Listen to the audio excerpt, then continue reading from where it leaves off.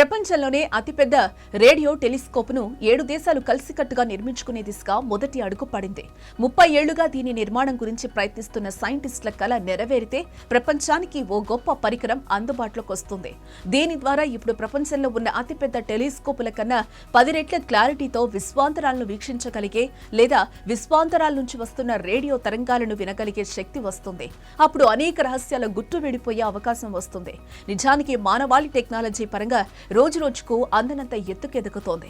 ఎంత ఎదిగినా ఈ సృష్టికి సంబంధించిన అనేక విషయాల్లో ఇప్పటికీ చాలా విషయాలు సమాధానాలు దొరకని అంతు చిక్కని ప్రశ్నలు ఎన్నో ఉన్నాయి.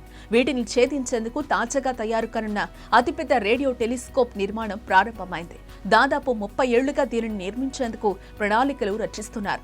సరైన డిజైన్, నిర్మాణాలకు సంబంధించిన అన్ని రకాల అనుమతులు దొరకడంతో జూలై మొదటి వారంలో పనులు మొదలయ్యాయి.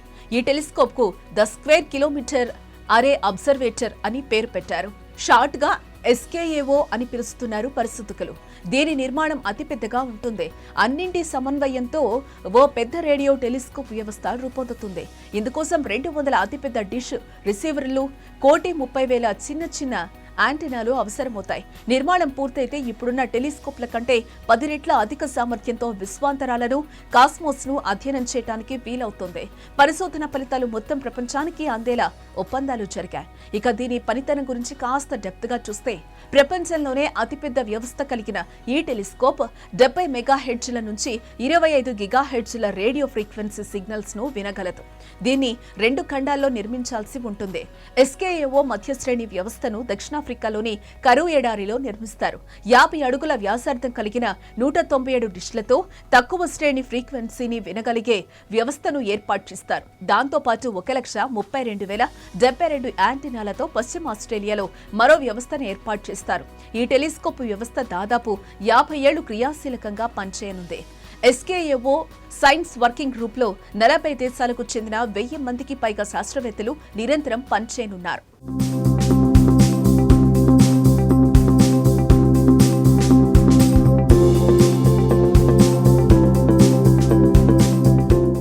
ఈ భారీ రేడియో టెలిస్కోప్ ద్వారా ఇన్నాళ్లు మనకు తెలియని ఎంతో విజ్ఞాన సామర్థ్యాన్ని వెలుగులోకి తీసుకురావటం జరుగుతుంది. ఇందుకోసం వీరంతా కృషి చేస్తున్నారు. ఈ విశ్వంలో జీవం ఎలా ఉద్భవించింది, గెలాక్సీలు ఎలా ఏర్పడ్డాయి, ఇతర గ్రహాల లోగొట్టు ఏంటి లాంటి అనేక విషయాలను ఇప్పుడు క్షుణ్ణంగా అధ్యయనం చేయడానికి వీలవుతుంది. ఈ అత్యంత విలువైన టెలిస్కోప్ వ్యవస్థ ఏర్పాటుకు అత్యంత భారీగా $2 బిలియన్ ఖర్చవుతాయి. అంటే మన కరెన్సీలో 14,928 కోట్ల రూపాయలు. ఇప్పటి నుంచి మరో 8 ఏళ్ల తర్వాత అంటే 2029 నాటికి దీని నిర్మాణం పూర్తి చేయాలని అంచనా వేస్తున్నారు. అయితే 2024 నుంచే శాస్త్రీయ పరిశోధనలు ప్రారంభించే అవకాశం ఉంటుంది. అంటే ఓవైపు నిర్మాణ పనులు పూర్తయ్యే దశలోనే పరిశోధనలకు అవకాశం ఉంటుందన్నమాట. The square kilometre array observatory project లో Australia, China, Italy, Netherlands, Portugal, దక్షిణాఫ్రికా, యునైటెడ్ కింగ్డమ్ దేశాలు పాల్గొంటున్నాయి. ఇందుకోసం అయ్యే ఖర్చులో ఈ దేశాలు తమ వంతు నిధులు సమకూరుస్తున్నాయి. China, Bharat, Canada, France, Germany, Spain, Sweden, Switzerland, Japan, దక్షిణ కొరియాలు పరిశీలక దేశాలుగా వ్యవహరించనున్నాయి. అంటే ఇవన్నీ టెలిస్కోప్ రూపకల్పనలో పాల్గొనున్నాయి. ఈ వ్యవస్థ ఏ ఒక్క దేశం ఆధీనంలో కాకుండా ఇంటర్ గవర్నమెంటల్ ఆర్గనైజేషన్ లా పనిచేస్తుంది. ప్రపంచవ్యాప్త రేడియో ఆస్ట్రానమీకి డెడికేట్ చేయబడుతుంది. ఈ వ్యవస్థ నుంచి సంగ్రహించిన సమాచారం మొత్తం ప్రపంచానికి అందుబాటులో ఉంటుంది. ఎవరైనా ఎప్పుడైనా ఈ ఫలితాలపై అధ్యయనాలు నిర్వహించుకునేందుకు వీలుంటుంది. ఈ టెలిస్కోప్ ద్వారా విశ్వంలో మనల్ని వేధిస్తున్న అనేక ప్రశ్నలకు సమాధానం దొరికే అవకాశం ఉంటుంది. ఇప్పటి వరకు ఉన్న ఆప్టికల్ టెలిస్కోప్, రేడియో టెలిస్కోపుల్లా కాకుండా ఇది విశ్వాంతరాల్లో కంటికి కనిపించని గ్యాస్, కాస్మిక్ ధూళిని కూడా గుర్తించడం, వాటి వెనకాల జరిగే పరిణామాలను పరిశీలించేందుకు వీలవుతుంది. ఈ గ్యాస్, ధూళి ఇన్నాళ్ళు అటువైపు ఏం జరుగుతుందో తెలియకుండా అడ్డుగా ఉన్నాయి. మొత్తంగా చూస్తే బిలియన్ల కొద్దీ కాంతి సంవత్సరాల దూరంలో ఉండే గ్రహాలను గుర్తించడమే కాకుండా అక్కడేం జరుగుతుందో కూడా తెలుసుకునే అవకాశం లభిస్తుంది.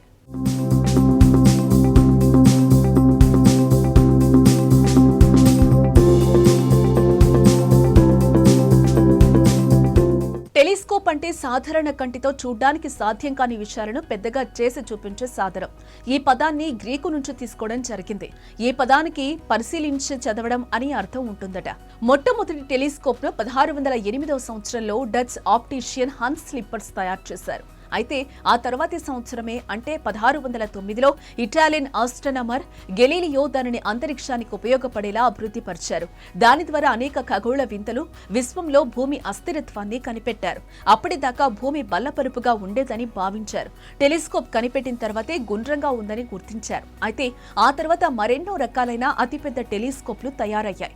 కానీ కంటికి కనిపించని రేడియో వేవ్స్ ద్వారా అంతరిక్షాన్ని గమనించగలిగే రేడియో టెలిస్కోప్ను మాత్రం 1937లో అభివృద్ధి పరిచారు. వీటికి కాంతి పరావర్తనం చెందాల్సిన అవసరం ఉండదు. డేటాను బట్టి చిత్రాలు రూపొందించడం జరుగుతుంది.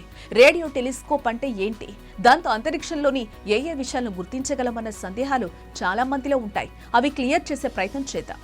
రేడియో టెలిస్కోప్ అంటే ఖగోళ శాస్త్రం ప్రకారం అంతరిక్షం నుంచి వచ్చే రేడియో తరంగాలను స్వీకరించే యాంటెన్నా లాంటి పరికరం. ఖగోళ వస్తువుల ద్వారా విడుదలయ్యే విద్యుదయస్కాంత కిరణాలను అధ్యయనం చేస్తుంది. సాధారణ ఆప్టికల్ టెలిస్కోప్ అంటే లెన్స్లతో తయారయ్యే పరికరాలు కేవలం కాంతి ప్రతిబింబించడం ద్వారా పనిచేస్తాయి. కానీ పెద్ద పెద్ద పారాబోలిక్ డిష్లు కలిగిన రేడియో టెలిస్కోప్ యాంటెనాలు రాత్రింబవళ్లు కాంతితో సంబంధం లేకుండా పనిచేస్తాయి. నిజానికి గ్రహాలు, నక్షత్రాలు, నెబులాస్ మరియు గెలాక్సీలు చాలా దూరంలో ఉన్నందున వాటి నుండి వచ్చే రేడియో తరంగాలు చాలా బలహీనంగా ఉంటాయి. వాటిని గుర్తించాలన్నా, స్వీకరించాలన్నా చాలా పెద్ద యాంటెనాలు అవసరమవుతాయి. పైగా అవి భూమిపైన జనావాసాల నుంచి విడుదలయ్యే రేడియేషన్ వల్ల చెదిరిపోయే అవకాశం ఉంటుంది. అందుకే వాటిని జనం లేని ఎడారుల్లో నిర్మిస్తారు. సెల్ ఫోన్ వంటి మానవ నిర్మిత ఎలక్ట్రానిక్ గ్యాడ్జెట్ల నుంచి నిరంతరం విడుదలయ్యే మ్యాగ్నెటిక్ వేవ్స్ లేకుండా చూస్తారు. ఈ క్రమంలోనే యూరోపియన్ స్పేస్ ఏజెన్సీ, అమెరికా అంతరిక్ష సంస్థ నాసా 1990లో నేరుగా అంతరిక్షంలోనే ఓ రేడియో టెలిస్కోప్ ను లాంచ్ చేసింది. దాని పేరు హబుల్ టెలిస్కోప్. అది ఆశించిన ఫలితాలను ఇవ్వలేకపోయింది.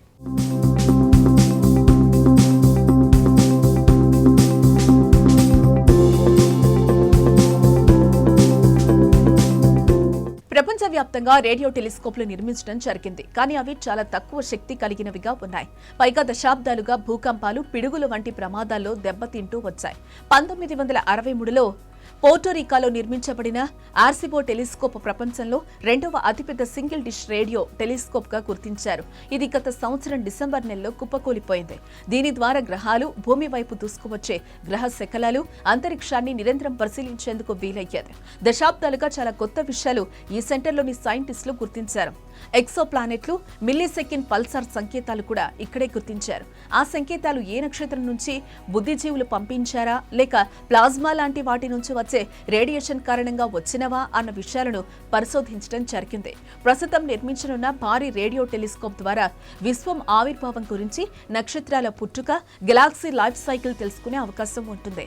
మన గ్రహంలాగే మరే గ్రహం పైన మనుషులు జీవించగలిగే వాతావరణం ఉందా అన్నది కూడా తెలుసుకునే అవకాశం ఉంటుంది. ఇతర గ్రహాలపై బుద్ధిజీవులు ఉండి మనకు సంకేతాలు పంపిస్తున్నారా అన్నది కూడా తేలిపోతుంది. ఎందుకంటే ఇప్పటి వరకు భూమికి నిరంతరం కోట్లాదిగా రేడియో సంకేతాలు వస్తూనే ఉంటాయి. వాటిని అనలైజ్ చేయడం ద్వారా ఆ సంకేతాలు ఏంటో తెలిసే అవకాశం లేదు. ఇప్పుడున్న టెక్నాలజీలతో అది అసంపూర్తిగానే ఉండిపోయింది. మరో దశాబ్ద కాలంలో పూర్తి కానున్న the square kilometre array observatory ద్వారా ఈ సందేహాలకు పూర్తి స్థాయిలో సమాధానాలు లభిస్తాయని అంటున్నారు పరిశోధకులు. అంతేకాదు, అంతరిక్షంలో శబ్దాలు వినిపించావు, ఎందుకంటే అక్కడ శూన్యం కారణంగా శబ్దం ప్రయాణించడానికి అవసరమయ్యే మాధ్యమం ఉండదు. అలాగే రేడియో టెలిస్కోపుల ద్వారా లభించే అంతరిక్షపు చిత్రాలకు రంగులుండవు. మనం చూసే రంగురంగుల గెలాక్సీల చిత్రాలు నిజం కాదు. ఇవి కేవలం తెలుపు, నలుపు రంగుల్లోనే తయారవుతాయి. వాటికి రంగులు కలపడం పరిశోధకుల మేధోశక్తి ప్రకారమే జరుగుతుంది.